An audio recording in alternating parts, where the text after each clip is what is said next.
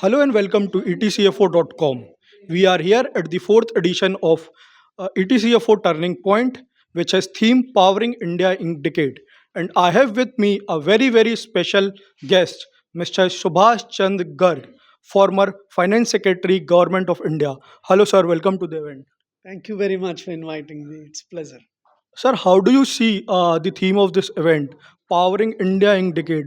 What this idea means to you in terms of size of economy, growth, and overall perspective? Every decade is important. Today, India's economy is about $3.5 trillion.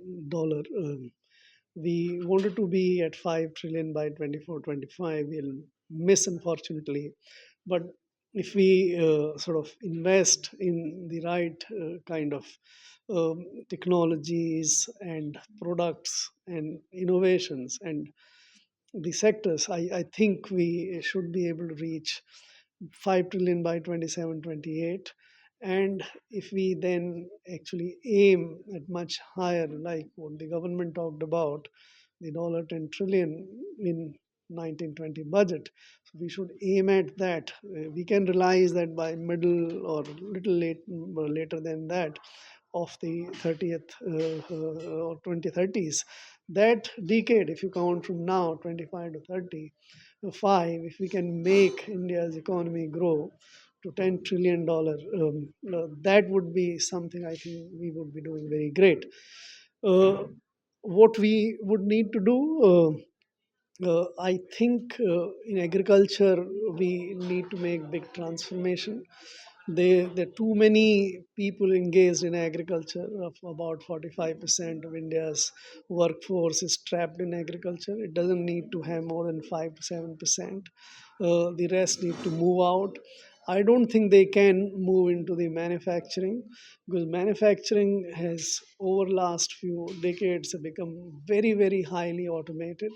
It doesn't generate jobs. The jobs are going to be there in the services, especially in what I call STEPs, the sports, travel, entertainment, and personal services.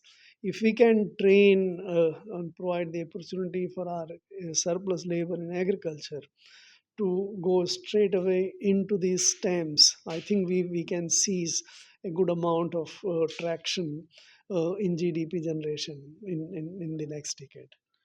Sir, do you think that current policies and the reforms are in right direction for the India in decade? See, my broad sense is that the government still caught up in the 20th century mindset. The budget you saw recently came out with five big interventions on the employment side. They are all trying to sort of catch the manufacturing space. If I may put it crudely, भागते भूत की लंगोटी पकड़ने की कोशिश हो रही है, but that's not going to happen. Manufacturing will not provide these employment schemes targeted in manufacturing sector is not going to see 500 top companies generating 1 crore internship opportunities is an idea which is not going to crack. These 500 top companies are actually shedding jobs. They don't have a total of 1 crore employees. They don't have even 50 lakh employees in all of them. All of India's 2 lakh factories have about 2 crore employees, and these 500, which are highly automated, don't have that. So instead of banking on such interventions, if we can really get to do what I was telling, that retraining the people to get into these steps, that is what can really work for it. I think the government need to change from 20th century to 21st century. And sir, for this change from 20th century to the 30th century, how should government should work and collaborate with the top India Inc. MPs for making meta policies and reforms for India Inc.? Of course, the existing industry which India has in agriculture, we have hardly any, unfortunately, because we have We don't allow the corporate agriculture in the country. So we have a very small holder agriculture. The industry, the corporates are not present. That should be opened up so that that space becomes more productive space as well.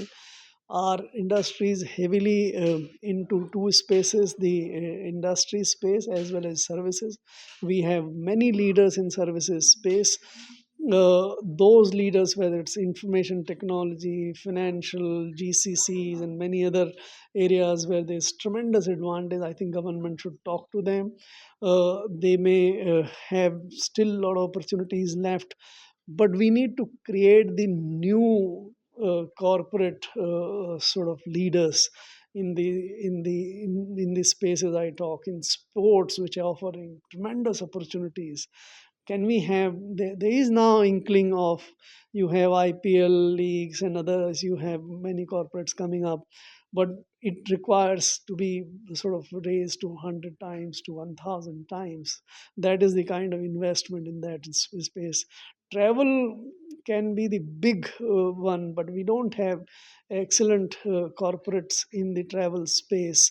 We have some travel agents, some companies, air booking, etc., but the big wealth and the opportunity which India's travel industry or history offers is just not there. Can we get corporates into that space? Likewise, in the education, in the space, we don't allow. I don't know for what reasons why we have such convoluted minds. The education is still in the country a charitable industry. You can't make a profit in that. Sort of raised to 100 times to 1000 times. That is the kind of investment in that space. Travel can be the big one, but we don't have excellent corporates in the travel space. We have some travel agents, some companies, air booking, etc., but the big wealth and the opportunity which India's travel industry or history offers is just not there. Can we get corporates into that space? Likewise, in the education, in the space, we don't allow. I don't know for what reasons why we have such convoluted minds. The education is still in the country a charitable industry. You can't make a profit in that. On the other hand, you see so many of these institutions for testing and coaching and others, which is not actually education.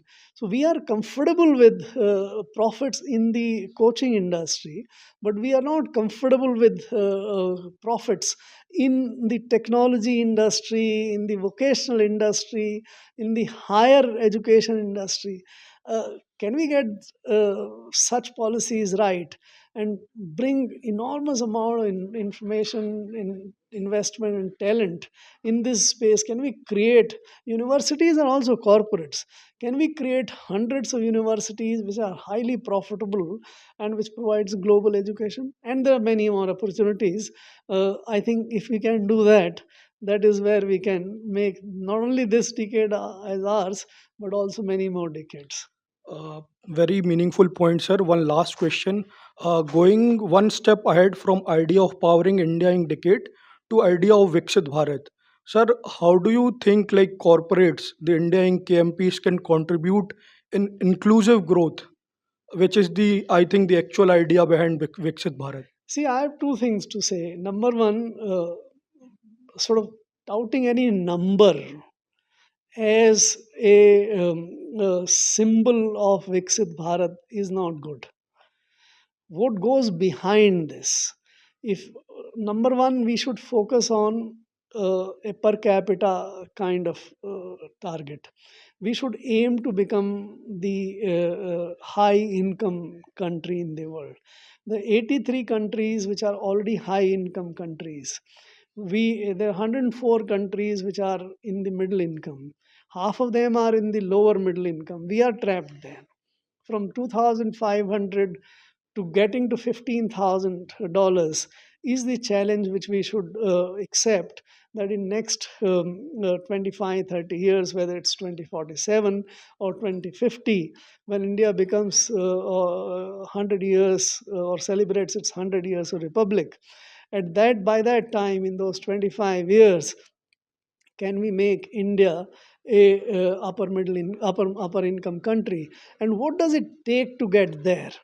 That is what requires most attention. Should we invest in education, health, services, and other things to really seize that advantage? How far the agriculture can take us, and how few people in agriculture can take us there in industry. So, what is more important to my mind, and that is what the CFOs who are there should also visualize, that what is that which can generate growth, not only saying words that we will also join Viksit Bharat. You actually need to do a lot of action, a lot of conceptualization and investment, and then making that happen in that particular field which you think can generate growth and employment in times to come. Thank you. Very meaningful, sir. Thank you so much.